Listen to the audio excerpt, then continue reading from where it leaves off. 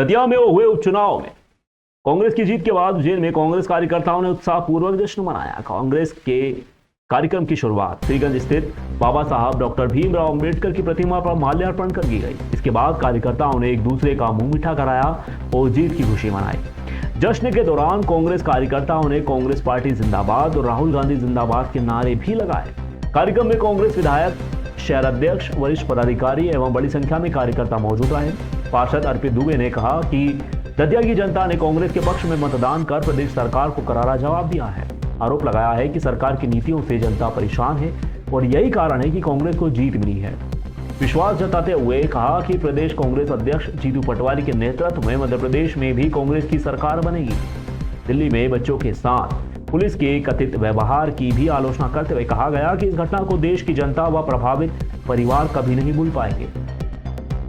जनता बदलाव चाहती है। कांग्रेस के प्रति लोगों का विश्वास लगातार बढ़ रहा है।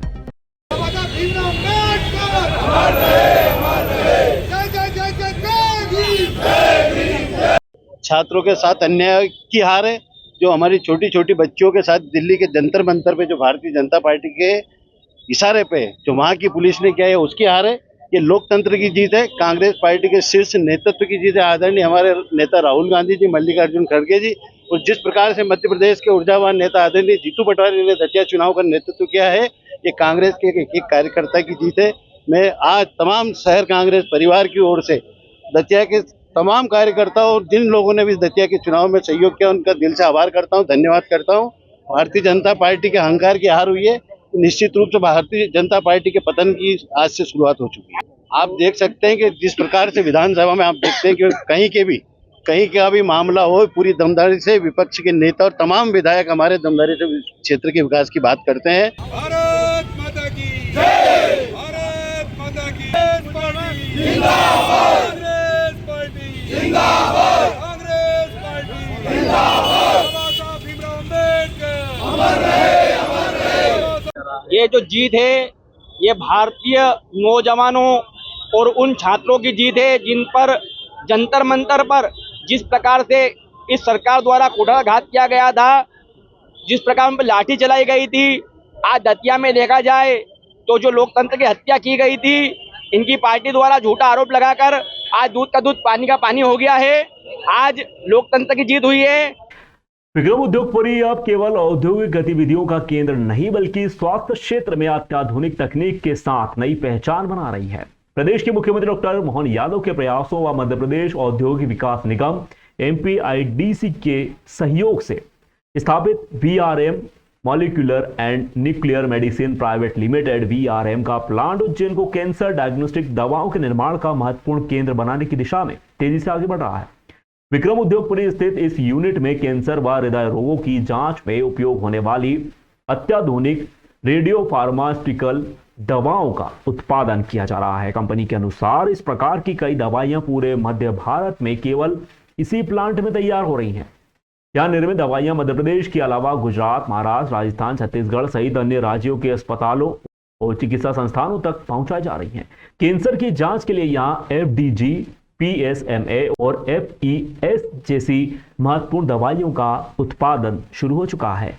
इनका उपयोग क्रमशः full body cancer scan, prostate cancer और ब्रेस्ट कैंसर की जांच में किया जाता है। वहीं हृदय रोगों की जांच के लिए तैयार की जा रही विशेष दवाइयों की सहायता से शुरुआती चरण में ही ब्लॉकेज जैसी समस्याओं का सटीक पता लगाने में मदद मिलती है।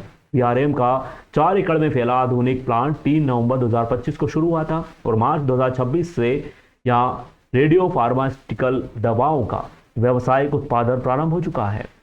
इन दवाइयों के निर्माण में रेडिएशन का उपयोग होने के कारण पूरी प्रक्रिया अत्यंत संवेदनशील और जोखिमपूर्ण होती है।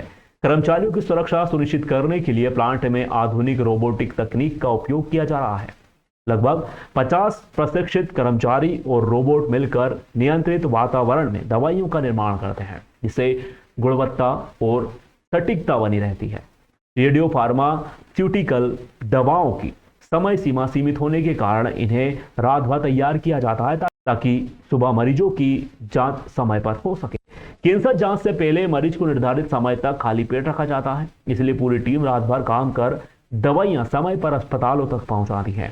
कंपनी जल्द ही उज्जैन में ही कैंसर डिटेक्शन के लिए टेस्टिंग यूनिट शुरू करने की तैयारी भी कर रही है। होने से मरीजों को बड़े शहरों पर निर्भर नहीं रहना पड़ेगा और आधुनिक कैंसर जांच की सुविधाएं स्थानीय स्तर पर उपलब्ध हो सकेंगी। भारत मुक्ति महिला मोर्चा एवं बहुजन मुक्ति पार्टी ने मंगलवार को सांसद कार्यालय पहुंचकर सांसद अनिल फिरोजिया के नाम 5 सूत्रीय मांगों का ज्ञापन सौंपा। ज्ञापन में वर्ष 2027 की राष्ट्रीय जनगणना के हाउस लिस्टिंग एवं जनसंख्या गणना दोनों चरणों में, अन्य पिछड़ा वर्ग यानी कि ओबीसी की जनगणना तथा सभी जातियों की जातिगत जनगणना को शामिल किए जाने की मांग उठाई। बहुजन मुक्ति पार्टी व भारत मुक्ति महिला मोर्चा की प्रदेश अध्यक्ष आयुष्मती गंगा मालवी के नेतृत्व में प्रतिनिधिमंडल ने ज्ञापन सौंपा। मुकेश मालवी ने जानकारी देते हुए बताया कि वर्तमान में संसद का अधिवेशन चल रहा है। यही वह महत्वपूर्ण समय है जब वर्ष 2027 की जनगणना के प्रारूप, प्रश्नावली एवं कार्यप्रणाली से जुड़े नीतिगत निर्णय लिए जा रहे हैं। इसलिए संसद में इस मुद्दे को प्रभावी ढंग से उठाकर जनगणना के दोनों चरणों में ओबीसी एवं सभी जातियों की जातिगत जनगणना को शामिल किया जाना आवश्यक है। जनगणना केवल जनसंख्या की गणना नहीं होती, बल्कि इसी के आधार पर सामाजिक, आर्थिक, शैक्षणिक एवं विकास संबंधित नीतियां, योजनाएं तथा संसाधनों का वितरण तय किया जाता है। यदि ओबीसी और सभी जातियों के आधिकारिक आंकड़े उपलब्ध नहीं होंगे तो सामाजिक न्याय की भावना के अनुरूप नीति निर्माण अधूरा रह जाएगा। वर्ष 2027 की जनगणना में यह व्यवस्था नहीं की गई तो अगले नियमित जनगणना चक्र तक देश को आधिकारिक जातिगत आंकड़ों के लिए लंबा इंतजार करना पड़ेगा, जिससे सामाजिक न्याय, जन कल्याणकारी योजनाओं, प्रतिनिधित्व, संसाधनों के न्याय संगत वितरण पर प्रतिकूल प्रभाव पड़ सकता है। अध्यक्ष आयुष्मती गंगा मालवी ने कहा कि ज्ञापन में हमारी प्रमुख मांग है कि वर्ष 2027 की जनगणना के हाउस लिस्टिंग व जनसंख्या गणना दोनों चरणों में ओबीसी की जनगणना अनिवार्य रूप से शामिल की जाए। जनगणना प्रपत्रों में सभी जातियों की जातिगत जानकारी दर्ज करने के लिए पृथक कॉलम जोड़ा जाए। जनगणना से जुड़े सभी प्रपत्रों, डिजिटल सामग्री पोर्टल एवं मोबाइल एप्लीकेशन में आवश्यक संशोधन किया जाए। जनगणना पूर्ण होने के बाद सभी जातियों के आधिकारिक आंकड़े सार्वजनिक किए जाएं। भारत सरकार आवश्यक अधिसूचना, दिशा निर्देश व प्रशासनिक आदेश जारी कर यह सुनिश्चित करें कि वर्ष 2027 की जनगणना में किसी भी जाति या वर्ग की जानकारी छूटने न पाए। संगठन ने केंद्र सरकार से सभी मांगों पर शीघ्र कार्रवाई करने की मांग उठाई। इस अवसर पर ईश्वर मालवी, अशोक हीरालाल एरावल एवं तेज कुमार चौहान सहित संगठन के अन्य पदाधिकारी व कार्यकर्ता भी यहाँ पर मौजूद रहे। साथियों, ये जिला उज्जैन से उज्जैन आलोट लोकसभा क्षेत्र क्रमांक 22 से आदरणीय अनिल फिरोजिया जी को अभी वर्तमान में जो संसद के वर्तमान अधिवेशन सत्र में वर्ष 2027 की राष्ट्रीय जनगणना के हाउस लिस्टिंग एवं जनसंख्या गणना दोनों चरणों में ओबीसी की जनगणना एवं सभी जातियों की जनगणना को शामिल कराने हेतु संसद में तत्काल एवं प्रभावी रूप से मुद्दा उठाने के संबंध में यह ज्ञापन दिया जा रहा है। तो अभी वर्तमान में संसद में जो अधिवेशन चल रहा है, उस अधिवेशन में हम हमारे जिले के सांसद महोदय को निवेदन करना चाहेंगे कि ओबीसी का जातिगत गणना मुद्दा और एससी एसटी दोनों का जाति आधारित जनगणना का मुद्दा उठाए और इसको जोर शोर से उठा के इसको पारित करवाए, क्योंकि अभी देश में जनगणना का कार्य चल रहा है। तो जनगणना का मतलब यही होता है कि आर्थिक, सामाजिक रूप से मतलब क्या वितरण करना है, योजनाएं बनती, सरकार का बजट आता है, बजट को कैसे वितरण करना है, ये सब जनगणना के द्वारा ही होती। तो हम ये चाहते हैं कि ओबीसी, एससी, एसटी दोनों समूह की जातीय जनगणना और सबको बराबर समान रूप से ये वितरण किया जाए। हमारी प्रमुख मांगे वर्ष 2027 की जनगणना के हाउस लिस्टिंग प्रणाली में सुधार के साथ एवं जनसंख्या गणना दोनों चरणों में ओबीसी की जनगणना का अनिवार्य रूप से शामिल किया जाए। जनगणना प्रपत्रों में सभी जातियों की जातिगत जनगणना के लिए पृथक कॉलम सम्मिलित किया जाए ताकि प्रत्येक नागरिक अपनी जाति का सही विवरण दर्ज करा सके। जनगणना के सभी प्रपत्रों, डिजिटल सामग्री एवं पोर्टल तथा मोबाइल एप्लीकेशन में आवश्यक संशोधन तत्काल किए जाए। जनगणना पूर्ण होने के पश्चात सभी जातियों के आधिकारिक आंकड़े सार्वजनिक किए जाए।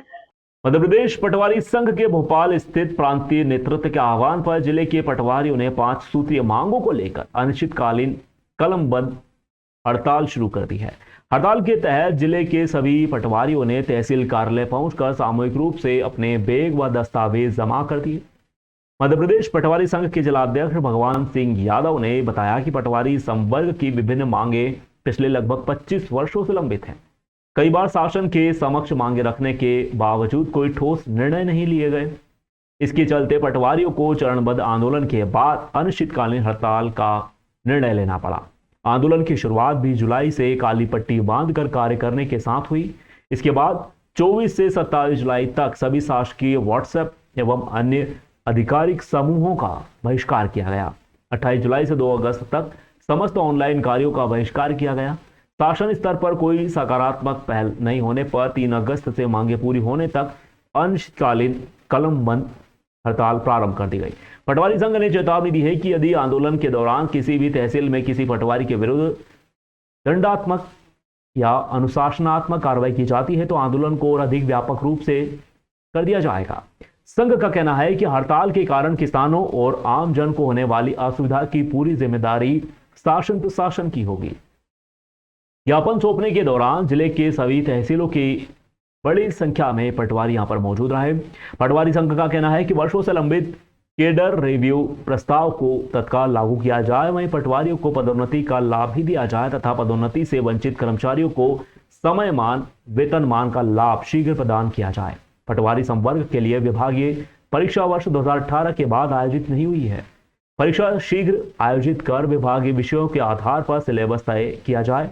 राजस्व न्यायालयीन मामलों में पटवारी केवल प्रतिवेदन प्रस्तुत करता है, जबकि निर्णय तहसीलदार व नायब तहसीलदार द्वारा लिया जाता है।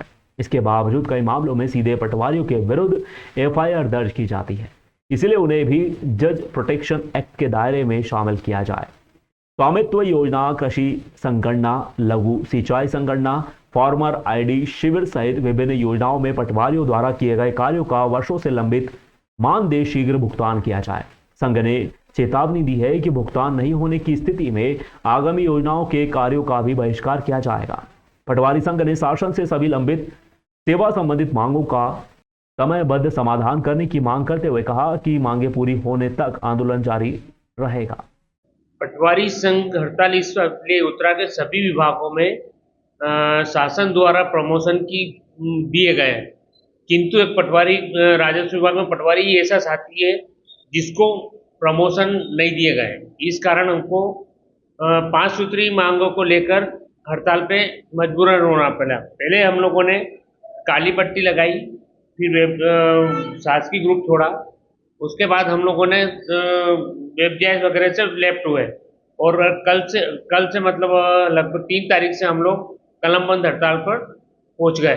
हमारी प्रमुख मांगे कैडर रिव्यू दिया जाए, समयमान किया जाए, जज प्रोटेक्शन दिया जाए एवं नायब तहसीलदार की परीक्षा करवाई जाए।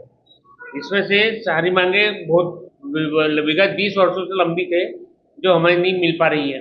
इस कारण हम लोगों को मजबूरन हड़ताल पर जाना पड़ा। अभी हमारी कल से ही हड़ताल हुई, बाकी हमें समर्थन मिलना है। लगभग 550 पटवारी है उज्जैन जिले में और पूरे एमपी के पटवारी ही प्रांतीय आह्वान पर हड़ताल पर है। हाँ, तहसीलदार साहब को भी सहयोग कर रहे हैं।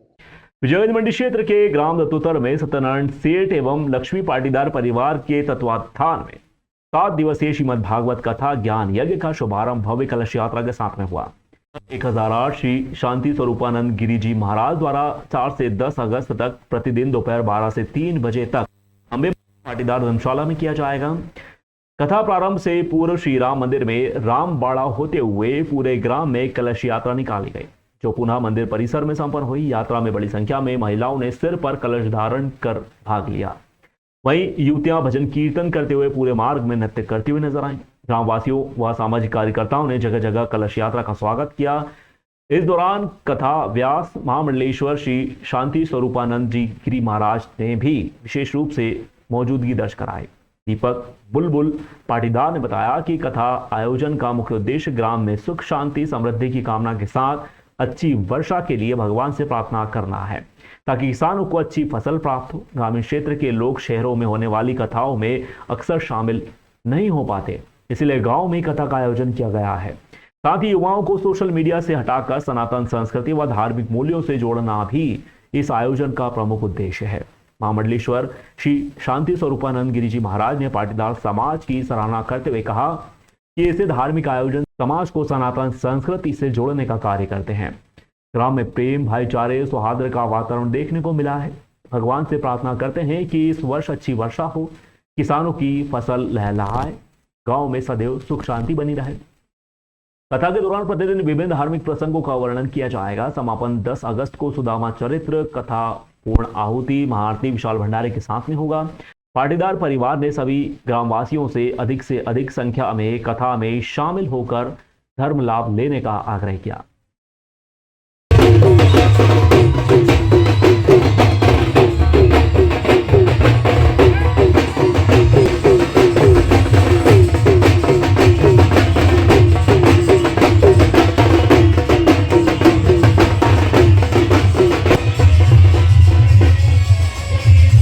कथाव्यास श्री शांति स्वरूपानंद जी महाराज अखंड आश्रम, उनकी कथा होगी और कथा का यही उद्देश्य है कि शांति बनी रहे, अच्छी बरसात हो और सब किसान संपन्न रहे। यही मेरी हार्दिक आशा है। नाम उच्चारण करेंगे। गोविंद जय हे गोविंद जय जय, बोलो बोलो जय जय राधा। देखिए, भारत एक धर्म प्रधान देश है। सनातन धर्मियों की जो शक्ति है वो प्रबल है। सब एक होते हैं तो उसकी शक्ति भी दिखाई देती है। आज ग्राम दत्तोत्तर में यहाँ सारे धार्मिक लोग रहते हैं और पाटीदार समाज पूरा का पूरा धर्म से, संस्कृति से, खेती से, सबसे पूरा जमीन से जुड़ा हुआ समाज है। जब वो किसी कार्य को ले लेते हैं तो अच्छा करते हैं।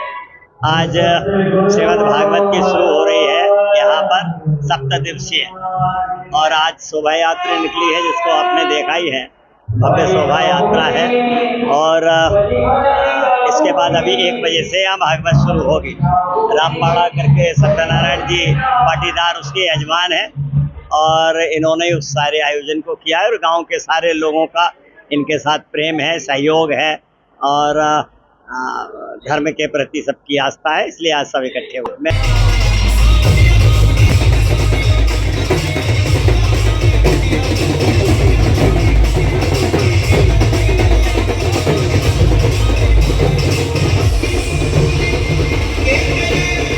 ये कार्यक्रम जो है महाराज जी शांति स्वरूपानंद जी महामंडलेश्वर 4 धाम अखंड आश्रम के द्वारा किया जा रहा है। विश्व में शांति प्रदान हो, इस प्रकार से जो हमारे ग्राम दत्तोत्तर में श्री राम मंदिर से कलश यात्रा हजारों की संख्या में माताजी के मंदिर तक, और ये 7 दिन का जो आयोजन है ये हमारे सत्यनारायण जी पाटीदार के द्वारा किया जा रहा है और ग्रामीण क्षेत्र के सभी आवासीय लोगों और अपने क्षेत्र के सभी लोगों का संपन्न हो इस कार्यक्रम में और सभी के सौभाग्य बना रहे। कलश यात्रा से ये भी रहता है कि भगवान का श्रावण का महीना चल रहा है और सोमवार और आज मंगलवार का दिन है। ऐसे ही 7 दिन तक ये कार्यक्रम होगा जिससे अच्छा ही सब व्यवस्था जो इंद्र राजा की बरसेगी और खेती बाड़ी में सबसे अच्छा ये मिलेगा।